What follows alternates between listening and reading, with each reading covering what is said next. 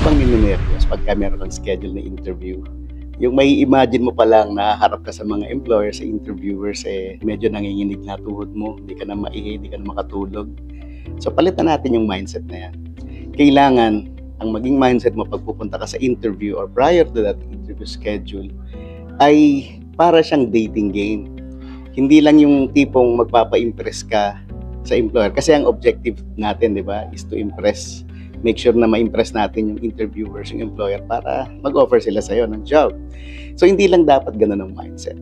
Kailangan ikaw din nangungursunada ka rin. Tignan mo rin, magtanong ka sa kanila ng relevant questions. Turn that interview into a conversation. Tanong ka ng mga relevant questions. And from there, di-discover mo, ma-realize mo whether yung company na yon ay bagay sa'yo. Pareho ba sila ng values mo, ng culture mo, ng target mo, or ng mission na gusto mong i-accomplish pagka lumipat ka o napasok ka sa isang company. Pag ganyan yung mindset mo, 99.99 mababawasan yung nervous mo. All the best!